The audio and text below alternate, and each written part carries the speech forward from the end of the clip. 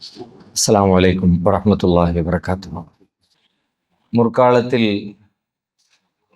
ஒரு ஆசிரியர் ஒருவர் ஒரு கல்வி நிறுவனத்தை உருவாக்கி மாணவர்களுக்கு பாடம் கற்றுக் கொடுத்து கொண்டிருந்தார். அவர் மாணவர்களுக்கு பாடம் கற்பிக்கிற பொழுது அவர் வீட்டில் ஆசையாக வளர்த்து கொண்டிருந்த ஒரு பூனை அது அந்த இடத்துல மாணவர்களை படிக்க விடாம அவங்களுடைய கவனத்தை திசை திருப்புற மாதிரி மேலும் கீழும் ஓடி அவங்களுக்கு இடையூறாக அந்த பாடத்தை நடத்த விடாத அடிப்படையில் ஒரு சின்ன சிக்கலை அந்த பூனை ஏற்படுத்திக்கிட்டே இருக்குது. உடனே அந்த ஆசிரியர் சொல்றாரு, அந்த பூனையை பிடிச்சி கட்டி போடு அப்படிங்கிறார் ஒரு மாணவர்கிட்ட.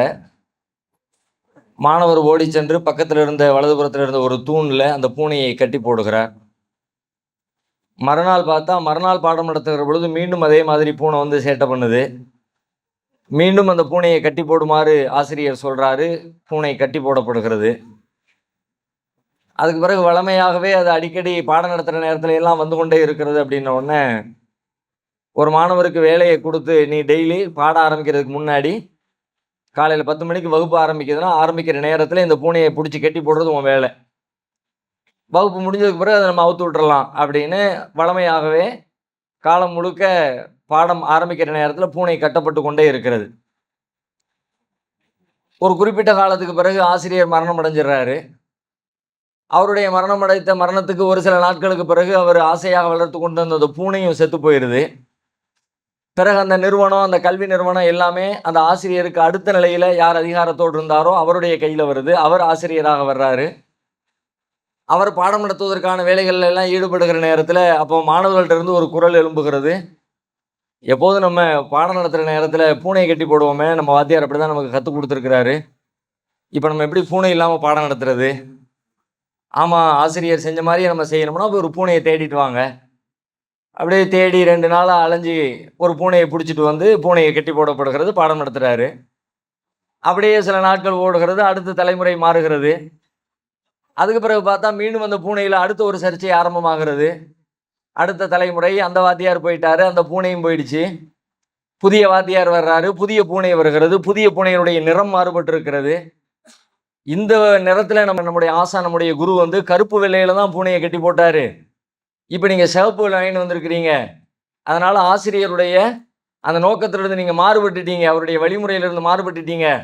அதனால் நீங்கள் நேரிய வழியில் இல்லை, நாங்கள் நேர்வழியை நோக்கி பயணிக்க போகிறோம் அப்படின்னு தனியான ஒரு அமைப்பை உண்டாக்கி, தனியாக ஒரு கல்வி நிறுவனத்தை உண்டாக்கி, ஆசிரியர் உண்டாக்குன மாதிரியே ஒரு கருப்பு வெள்ளை பூனையை கொண்டு அது மாதிரி கட்டி போடுறாங்க. அதுக்கு பிறகு அங்கேருந்து ஒரு பிரிவு உண்டாகிறது. ஆசிரியர் வலதுபுறத்தில் இருந்த தூணில் தான் கட்டி போட்டார், நீங்கள் இடதுபுறத்தில் இருக்கிற தூணில் கட்டி போடுறீங்க, நீங்கள் ஆசிரியருடைய வழிமுறையிலிருந்து தவறிட்டீங்க, எனவே நாங்கள் வலப்புறத்தாராகவே நாங்கள் இருக்க போகிறோம் அப்படின்னு கருப்பு வெள்ளை பூனை அவர் எந்த கயிறில் கட்டினாரோ அதே கயிறு, அவர் எந்த தூணில் கட்டினாரோ அதே மாதிரி தூணு, நாங்கள் ஜன்னல்லாம் கட்டி போட மாட்டோம் என்றெல்லாம் அப்படியே பிரிந்து கொண்டே செல்கிறது என்று ஒரு கதை.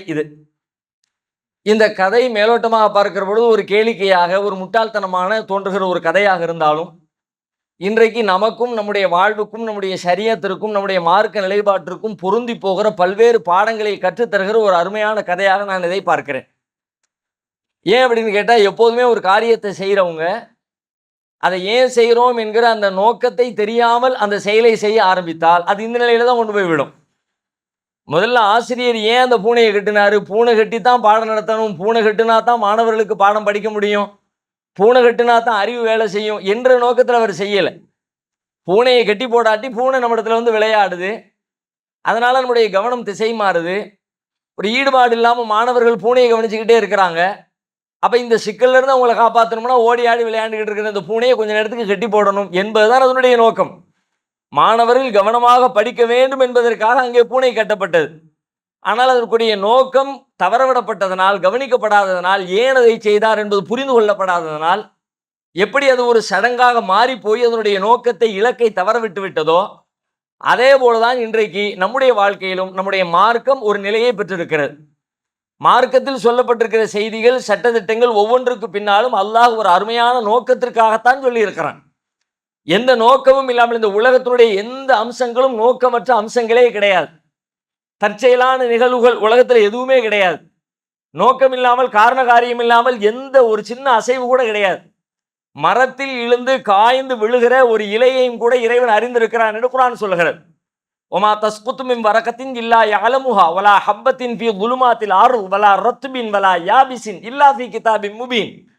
அவனுக்கு தெரியாம ஒண்ணுமே நடக்கல. ஒரு காஞ்சு போன இலை கீழே விழுவதா இருந்தாலும் சரிதான், ஒரு பச்சை இலை கீழே விழுவதாக இருந்தாலும் சரிதான், ஒரு வித்தை பற்றி, பூமிக்குள்ளே விதைக்கப்பட்டிருக்கிற விதையை பற்றி எல்லாவற்றையும் இறைவன் தன்னுடைய பதிவேட்டிலே பதிவு செய்து வைத்திருக்கிறான். அதை அவன் அறிந்திருக்கிறான். இதையெல்லாம் அல்லாஹ் குர்ஆன்ல ஏன் சொல்றான்? நமக்கு அல்லாஹ் ஒரு பாடம் சொல்லி தருகிறான். எல்லாத்துக்கும் பின்னாடி ஒரு காரணம் இருக்குது. மனிதன் படைக்கப்பட்டான், அதற்கு பின்னால் ஒரு காரணம் இருக்கிறது, ஒரு நோக்கம் இருக்கிறது. மனிதனுக்கு நேர்வழி காட்டுவதற்காக தூதர்கள் அனுப்பப்பட்டார்கள், அதற்கு பின்னால் ஒரு நோக்கம் இருக்கிறது. இறுதி நபியாக நபிகள் நாயகம் அனுப்பப்பட்டார்கள், அதிலே ஒரு நோக்கம் இருக்கிறது. அவர்களுக்கு அல்லாஹ் திருமறை குர்ஆனை வழங்கினான், அதிலே ஒரு நோக்கம் இருக்கிறது. அந்த திருக்குர்ஆனிலே அல்லாஹ் மனிதர்களுக்கான சட்டங்களை ஒவ்வொன்றாக பகுத்து பிரித்து வழங்கி இருக்கிறான். ஒவ்வொன்றுக்கு பின்னாலும் ஒரு நோக்கம் இருக்கிறது. ஆனால் அந்த நோக்கத்தை பற்றிய எந்த கவலையும் படாமல், சிந்தனையும் செய்யாமல், அதில் சொல்லப்பட்டிருக்கிற நேரடியான வெளிப்படையான செய்திகளை மட்டுமே நான் பார்ப்பேன் என்று நாம் செயல்பட ஆரம்பித்தால், அவர்கள் எப்படி ஆசிரியர்களை பின்பற்றினார்களோ கிட்டத்தட்ட நாமும் அப்படித்தான் அல்லாஹ்வுடைய மார்க்கத்தை பின்பற்றுகிறவங்கள மாறி போயிடுவோம். மேலோட்டமா பார்த்தா நம்ம பின்பற்ற ஆள் தான். ஆசிரியர் செஞ்சதானே மாணவர்கள் செஞ்சாங்க. ஆசிரியர் பூனையை கட்டி போட்டால் அதைத்தான் அவங்க கட்டினாங்க.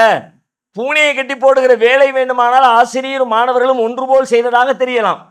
ஆனால் உண்மையிலே ஆசிரியர் எதற்காக அந்த பூனையை கட்டினாரோ அந்த நோக்கம் நிறைவேறலையே. மாணவர்களிடத்தில் அதுவே சடங்கா மாறி போயிடுச்சே. இன்னைக்கு நம்ம இடத்துல நம்முடைய மார்க்கம் கிட்டத்தட்ட சடங்காக மாறிக்கொண்டிருக்கிறது. மார்க்கத்தின் ஒவ்வொரு காரியங்களுக்கு பின்னாலும் சொல்லப்பட்டிருக்கிற அந்த நோக்கத்தை புரிந்து கொண்டால் அதை நம்ம பல இடங்கள்ல பொருத்தி பார்ப்போம். பல இடங்கள்ல அது விரிவுபட்டு கொண்டே போகும். அல்லாஹ் நமக்கு ஒட்டுமொத்த வாழ்க்கையில் உள்ள எல்லா பிரச்சனைக்கும் தீர்வு சொல்லலாம் அப்படின்னா எல்லாவற்றுக்கும் தீர்வு சொல்லல, எல்லாவற்றுக்குமான தீர்வின் சூத்திரங்களை சொல்லி இருக்கிறான். ஒவ்வொரு இன்னைக்கு காலையில இருந்து இந்த மதியத்துக்கு இடைவேளை 10 பிரச்சனை வந்துருக்கும். அந்த 10 பிரச்சனைக்கு ஒரு தீர்வு போதுமானதா இருக்கும். அந்த ஒரு செய்தி அல்லாஹ் சொல்லியிருப்பான். அந்த ஒன்றிலிருந்து நீங்கள் சிந்தித்து சிந்தித்து சிந்தித்து இந்த 10 பிரச்சனைக்கும் நீங்கள் தீர்வு கண்டிருக்க முடியும்.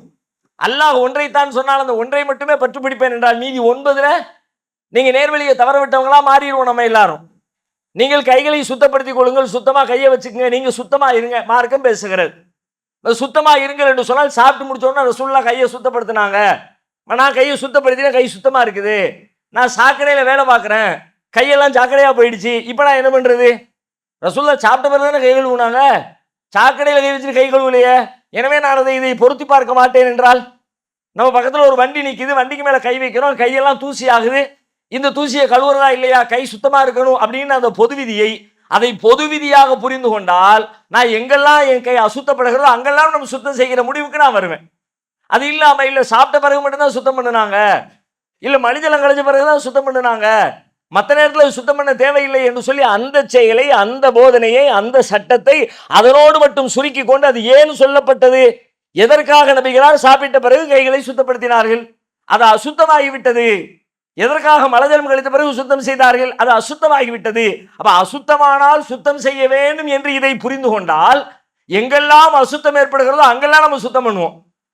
இது அசுத்தமானால் சுத்தம் செய்யறதுங்கிற நோக்கத்தை விட்டுட்டு மலஜலம் கழித்தால் சுத்தம் செய்யறதுன்னு முடிவெடுத்தா அதை தாண்டி நம்ம 100 இடத்துல நம்ம கை அசுத்தப்படும். அங்கெல்லாம் இது நம்ம சும்மா செஞ்சுக்கிறோம், இதுக்கு ரசூலுல்லாஹ்வுக்கு சம்பந்தம் இல்லை, இது நாம நம்மளா கழுவிக்கிறோம், இதுக்கும் அல்லாஹ்வுக்கும் சம்பந்தம் இல்லை, இது நம்முடைய விருப்பத்துக்காக வேண்டி நாம செஞ்சுக்கிறோம், இதுக்கும் மார்க்கத்துக்கும் சம்பந்தம் இல்லை என்று சொல்லி அல்லாஹ்வுடைய வழிகாட்டுதல்களை நாம வாழ்க்கையின் பல்வேறு இடங்களில் புறக்கணிக்கிற அல்லது இழந்து நிற்கிற ஒரு சூழ்நிலை நோக்கி நாம் தள்ளப்படுவோம். இன்றைக்கு நாம் செய்கிற ஒவ்வொரு காரியத்திற்கு பின்னாலும் இருக்கிற நோக்கத்தை அறிந்து செயல்படுகிறோமா என்று செய்கின்ற காரியங்களை யோசிச்சு பாருங்க. நாம எல்லாருமே தொழக்கூடிய மக்களை எடுத்துக்கொள்வோம், தொழாத மக்களை விட்டுருவோம். அது ஒரு பெரிய கூட்டம் இருக்கிறது, அவங்களுக்கான சொல்ல வேண்டிய செய்திகள் அதை ஒரு பக்கம் வைப்போம். ஆனால் தொழுகை என்பது அவசியமானது, தொழாவிட்டால் பெரும் தண்டனம் இருக்கிறது.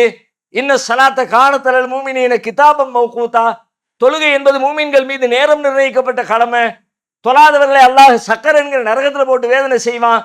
தொழுத மனிதர்களுக்கு நாளை மறுமையில பெரிய பெரிய அந்தஸ்துகள் இருக்கிறது. தொழுகையாளிகள் தான் மறுமையில ஹவுதுல் கௌசர் தடாகத்துல தண்ணீர் குடிக்கிற வாய்ப்பு வழங்கப்படுவார்கள். தொழுகையின் அடையாளங்களை கொண்டிருக்கிற உடல் உறுப்புகளை நரக நெருப்பு தீண்டாது. அந்த அடையாளங்களை வைத்துத்தான் நாளை மறுமையில் வானவர்கள் அவர்களை நரகத்திலிருந்து மீட்டெடுப்பார்கள். இப்படி எக்கச்சக்கமான செய்திகள் தொழுகையினுடைய சிறப்புகளை, அதனுடைய அவசியத்தை, அதனை விடுவதால் ஏற்படுகிற கேடுகளை நமக்கு பேசுகிறது. சரி, அதை புரிந்து கொண்டிருக்கிற ஒரு கணிசமான ஆட்கள் இன்னைக்கு தொழுகிறோம். ஆனா இந்த தொழுகை ஏன் தொழுகணும்? ஏன் என்கிற அந்த நோக்கத்தை புரிந்து சொல்லப்படுகிறதா, அல்லது வெறுமனே சொல்லப்பட்டிருக்கிற நன்மைகளையும் சொல்லப்பட்டிருக்கிற தீமைகளையும், அதற்கு நாளை மறுமையிலே கிடைக்கக்கூடிய நன்மைகள் என்ன, நாளை மறுமையிலே கிடைக்கிற தீமைகள் என்ன, அதை மட்டுமே பார்ப்பதா, அல்லது இந்த தொழுகை ஏன் எனக்கு இங்கே வழங்கப்பட்டது என்கிற நோக்கம் குறித்து சிந்தித்து அந்த நோக்கத்தை நிறைவேற்றுகிற வகையில் என் தொழுகை இருக்கிறதா, அப்படி நாம் யோசிச்சிருக்கிறோமா? அல்லாஹ் தொழுகையினுடைய நோக்கத்தை பத்தி குர்ஆன்ல பேசுகிறான். எல்லாரும் தொழுகிறோம், நோக்கத்தை பற்றி பேசுகிறான். வாக்கிமி ஸலாத்தில் ذிக்ரி, என்னை நினைப்பதற்காக நீங்கள் தொழுகையை நிலைநாட்டுங்கள்.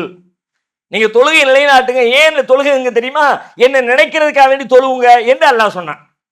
இப்ப நம்ம அல்லாஹ் நோக்கத்தை தெளிவுபடுத்திட்டான். தொழுகை எதுக்குன்னு கேட்டா, சும்மா நீ குனிகிறதுக்கோ சும்மா நீ நிமிர்றதுக்கோ 24 மணி நேரம் கொடுத்துருக்கேன், ஒரு அரை மணி நேரம் எனக்கு ஒதுக்கிடு, நான் சொன்ன மாதிரி நின்னுக்க, நான் சொன்ன மாதிரி குனிஞ்சுக்க, நான் சொன்ன மாதிரி தஸ்பீ செஞ்சுக்க, நான் சொன்ன மாதிரி சலாம் கொடுத்துக்க என்று குனிதல், நிமிர்தல், எழுதல், ஃபாத்திஹா ஓதுதல், சலாம் கொடுத்தல் என்கிற கிரியைகளுக்காக இந்த தொழுகையை தரல. அதுவெல்லாம் எதுக்கு தந்திருக்கிறேன்? அல்ஹம்து சூரா எதுக்கு, சுப்ஹான ரப்பில் அஸீம் எதுக்கு, சுப்ஹான ரப்பில் அலா எதுக்கு, அத்தஹியாத்து லில்லாஹ் எதுக்கு, அஸ்ஸலாமு அலைக்கும்ங்கிற இது எல்லாம் எதுக்கு தந்திருக்கேன்னு கேட்டா, அது அதுக்காக தரப்படவில்லை. அதுவெல்லாம் என்னை நினைக்க வேண்டும், என் நினைவுக்காக, என்னை நினைவுபடுத்துவதற்கான ஒரு புற காரணிகளாக, கருவிகளாக.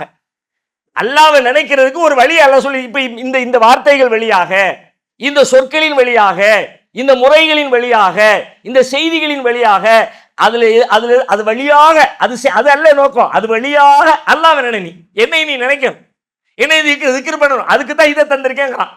இப்ப நம்முடைய தொழுகை எப்படி இருக்குது? இதன் வழியாக திக்ரை நாடுகிறோமா, அல்லாஹ்வுடைய நினைவை நம்முடைய மனதிலே பசுமைப்படுத்துகிறோமா, அல்லது இதோடு நம்முடைய தொழுகை முடிஞ்சிருச்சா? நம்முடைய தொழுகை அல்ஹம்து சூராவோட, சுப்ஹான ரப்பில் அஸீமோட, சுப்ஹான ரப்பில் அலாவோட, ருக்கூவோட, சுஜூதோட முடிஞ்சிருச்சா, அல்லது அந்த தொழுகை என்னை திக்ரின் பால் தள்ளிச்சா? எத்தனை பேருக்கு திக்ர் இருக்கு தொழுகையில? எல்லார்ட்டையும் அல்ஹம்து சூரா இருக்குது, எல்லார்ட்டையும் சுப்ஹான ரப்பில் அஸீம் இருக்குது, எல்லார் தொழுகையும் அத்தஹியாத் இருக்குது, எல்லார் தொழுகையும் சலாம் இருக்குது, தொழுகைக்கு உரிய முறைகள் எல்லாம் இருக்குது. ஆனால் அந்த தொழுகை ஏன் அருளப்பட்டது? அல்லாஹ்வை நினைப்பதற்காக. நினைப்பு இருக்குதா? எத்தனை பேருக்கு இருக்கு? எத்தனை பேரால சொல்ல முடியும் நான் அல்லாஹ்வை நினைக்கிறேன்? எனக்கு இருப்பார்கள், இருக்கிறார்கள், அது ரொம்ப சொற்பம், ரொம்ப குறைவு. அதனுடைய நோக்கமே தெரியல. தொழுகைக்காரனுடைய தொழுகை அல்லாஹ்வுடைய சிந்தனையை உள்ளத்துல பசுமைப்படுத்துறதுக்காக, ஒவ்வொரு செய்தியின் ஒவ்வொரு வார்த்தையின் வழியாக அல்லாஹ் நாடுறது, அல்லாஹ்வுடைய திக்ரத்தான் நாடுறான். அல்ஹம்துலில்லாஹி ரப்பில் ஆலமீன், அந்த சொல்லை நாடவில்லை அல்லாஹ். நீ தக்பீர் கட்ட உடனே அல்ஹம்துலில்லாஹி ரப்பில் ஆலமீன் அர்ரஹ்மானிர் ரஹீம் என்று உன் நாவால் இதை மொழிய வேண்டும் என்று அந்த மொழிகிற செயலையோ சொல்லையோ வார்த்தைகளையோ அல்லாஹ் நாடவே இல்லை. வேற எதை நாடுகிறான்? இந்த சொல்லின் வழியாக உங்களுடைய கவனம் அல்லாஹ்வை நோக்கி திரும்ப வேண்டும். உங்களுடைய எண்ணம் இறைவனின் சிந்தனையால் உங்களுடைய உள்ளம் நிரம்ப வேண்டும். நமக்கு நிரம்புதா? இந்த சொல்லுல கூட கவனம் இல்ல. அல்லாஹ்வுடைய நம்ம அதுக்கு அடுத்ததுல அல்ஹம்து சூராவை சொல்லும் போதே மனசு வேற எங்கேயோ இருக்குது. அல்ஹம்துலில்லாஹி ரப்பில் ஆலமீன் அர்ரஹ்மானிர் ரஹீம் மாலிகி யௌமித்தீன் இய்யாக நஅபுது கடகட நாக்கு சொல்லுது. நாக்கு சொல்லுகிற நேரத்துல அந்த சொல்லில் கூட கவனம் இல்லை. பிறகு எங்க அல்லாஹ்வின் மீது கவனம்? இந்த சொல்லின் வெளியே அல்லாஹ் ஒரு நாள் முழுக்க உனக்கு தேவைப்படுகிற சார்ஜ் எங்க இருக்குன்னு கேட்டா அல்லாஹ்வை பற்றிய சிந்தனையில தான் இருக்கு, அல்லாஹ்வை பற்றிய திக்ர் நினைவுல தான் இருக்கு. அல்லாஹ்வை எப்படி எல்லாம் நினைக்கணும், அல்லாஹ்வை எப்படி எல்லாம் நினைக்கணுமோ எல்லாத்தையும் தொழுகையில அல்லாஹ் சொல்லி தரான். அல்லாஹ் எப்படி நினை? அல்லாஹ் சுப்ஹானல்லாஹ் நினை, அல்லாஹ் அல்லாஹ் அக்பர் நினை, அல்லாஹ் அல்ஹம்துலில்லாஹ் நினை, அல்லாஹ் அர்ரஹ்மானிர் ரஹீம் நினை. அல்லாஹ்வை எப்படி எல்லாம் நினைக்கணுமோ எல்லாம் தொழுகையில இருக்கு. இந்த எந்த உணர்வாவது தொழுகிற மனிதர்களுக்கு அல்லது தொழுது விட்டு செல்லுகிற மனிதருக்கு இறைவனை பற்றி இத்தனை விஷயங்களை நான் அசைபோட்டு வெளியில போனேன் என்று எத்தனை பேருக்கு மனதார சொல்ல முடியும்? கொஞ்சம் யோசிச்சு பாருங்க. அப்ப நீங்க நோக்கத்தை தவற விட்டுட்டு நம்ம தொழுகிறோம். இது எப்படி தொழுக? ஒரு சின்ன டைவ் செய்வோம், கடல்ல பயணம் பண்றாங்கன்னு வச்சுக்கோ, ஒரு நீண்ட தூர பயணம், கடல் போய்கொண்டே இருக்கிற ஒரு 500 கிலோமீட்டர் தாண்டிடுச்சு. 500 கிலோமீட்டர் இலக்கு நோக்கி போய்கொண்டிருந்த அந்த கப்பல் பயணம் திடீர்னு ஒரே ஒரு டிகிரி அளவுக்கு லைட்டா கொஞ்சம் லெஃப்ட் சைட்ல திரும்பிடுச்சு அல்லது வலதுபுறத்துல திரும்பிடுச்சு. அப்படி திரும்பிடுச்சுன்னா திரும்பின அளவு எவ்வளவு? 1 டிகிரி தான். 1 டிகிரி திரும்பிச்சு.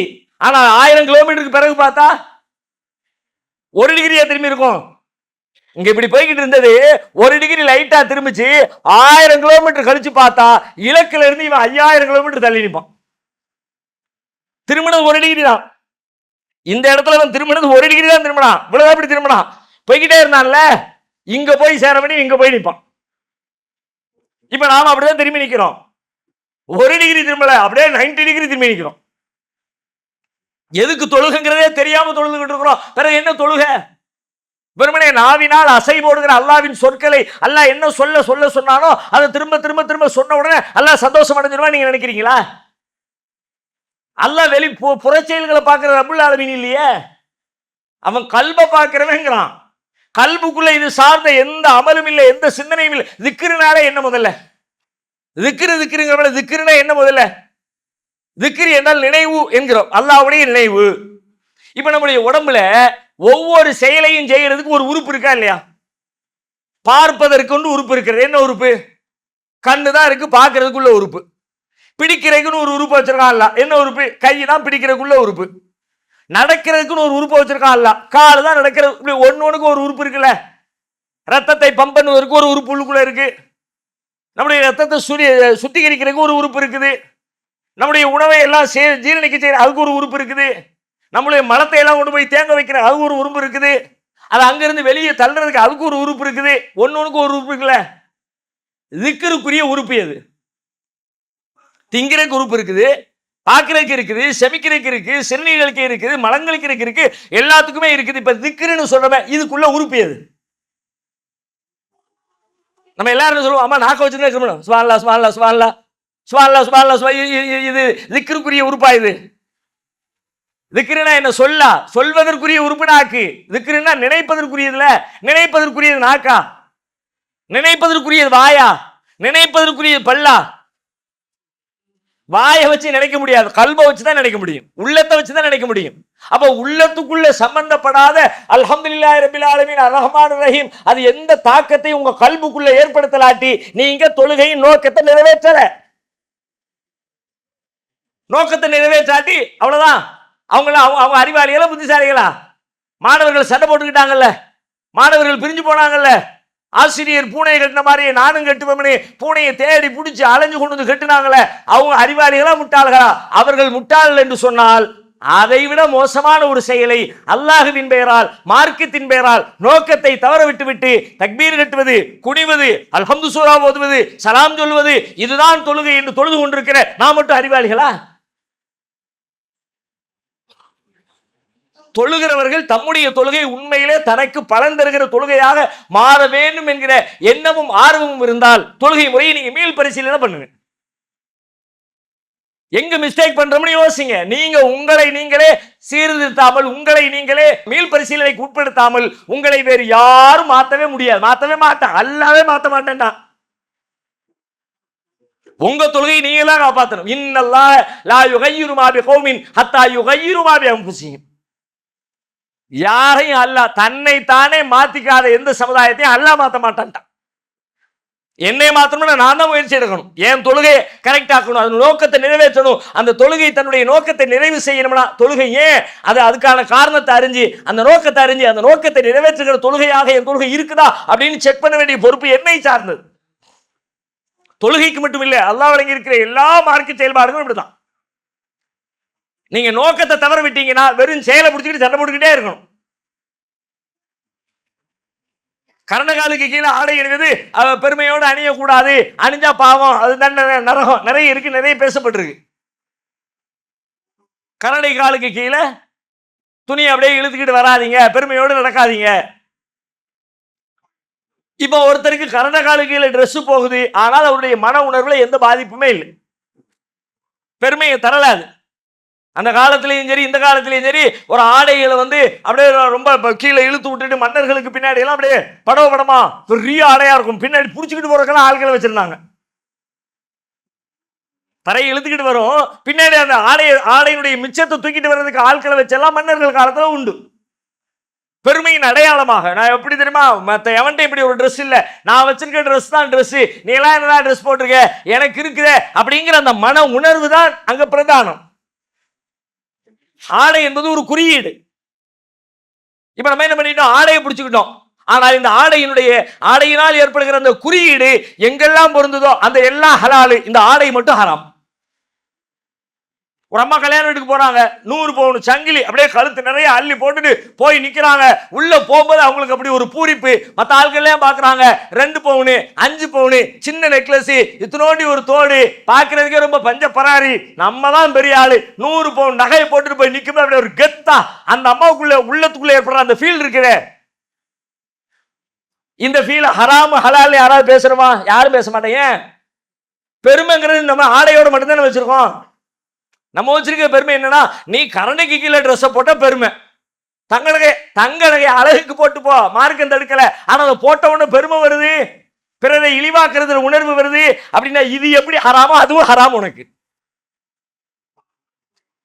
பெருமைதான் இதுல முக்கியமான அம்சம் என்று அதனுடைய நோக்கத்தை புரிந்தால் எங்கெல்லாம் பெருமை வருகிறதோ அதுவெல்லாம் ஹராம் என்று சொல்லுவோம். பெருமைதான் நோக்கம்ங்கிற நோக்கத்தை புரியலாட்டி ட்ரெஸ்ஸை கீழே போடாத அதுதான் ஹராம், மற்றபடி எல்லா பெருமையும் எடுத்துக்க ஹராமே இல்லைன்றோம். எத்தனை செய்திகள் மார்க்கத்தில் அதனுடைய நோக்கங்களை தவற விட்டு வெறும் புற செயல்பாடுகளை பிடித்து தொங்கிக் கொண்டிருக்கிறோம். எந்த பயனுமற்றவைகளாக மாறி போய்விடும் நோக்கத்தை. அதனால தான் நாம வாழ்ற இஸ்லாம் பிறரை ஈர்க்க மாட்டேங்குது. நபிகளார் வாழ்ந்த இஸ்லாம், நபி தோழர்கள் வாழ்ந்த இஸ்லாம் அக்கம் பக்கத்தில் இருக்கிறவங்களை கட்டி இழுத்துச்சுல. என்னப்பா என்னப்பா என்னப்பா ஓடி ஓடி வந்தாங்களே, கூட்டம் கூட்டமாக வந்தார்கள். அல்லாஹ் சொல்றாங்க, இதா ஜா நஸ்ருல்லாஹி வல் ஃபத்ஹ் வரைத்தன் நாஸ யதுகுலூன ஃபீ தீனில்லாஹி அஃப்வாஜா. கூட்டம் கூட்டமா வந்தாங்க. இங்க சிங்கிள் மேன் கூட நம்மளை பார்த்தா ஓடுறான். அல்லாஹ்வுடைய மார்க்கத்தை தனிப்பட்ட முறையில் சிந்திச்சா கூட வந்துடுறாங்க. ஆனா நம்மளை பார்த்தா எல்லாரும் ஓட்டம் தானே எடுக்கிறாங்க. என்ன காரணம்? அவங்க எப்படி புற செயல்களில் தங்கி இருக்கிறார்களோ, நோக்கங்களை தவறவிட்டு வேறு வேறு சடங்குகளில் மூழ்கி போனார்களோ, கிட்டத்தட்ட நாமும் அதையே நோக்கித்தான் அப்படிப்பட்ட ஒரு பயணத்தை தான் இஸ்லாத்தின் பெயரால், மார்க்கத்தின் பெயரால், இறைவனின் பெயரால் புறச்சடங்குகளை புற செயல்களை மட்டுமே பிடித்துக் கொண்டு அதிலிருந்து சொல்லப்பட்ட நோக்கங்களை தவறவிட்டு அதனால் கிடைக்க வேண்டிய பலாபலன்களை இழந்து தவித்துக் கொண்டிருக்கிறோம். எனவே நாம் உண்மையிலே உண்மையான இஸ்லாத்தை, அல்லாஹ்வுடைய ஷரியத்தை பின்பற்றுகிற மக்கள் என்று சொன்னால் நான் செய்கிற ஒவ்வொரு செயலுக்கு பின்னாலும் ஒரு நோக்கம் இருக்கிறது. அந்த நோக்கம் என்ன என்பதை புரிந்து கொண்டு அதை செயல்படுத்துகிற நன்மக்களாக நாம் மாற வேண்டும். அல்லாஹ் நம் அனைவரையும் அப்படிப்பட்ட நன்மக்களாக ஆக்கி அருள்வானாக.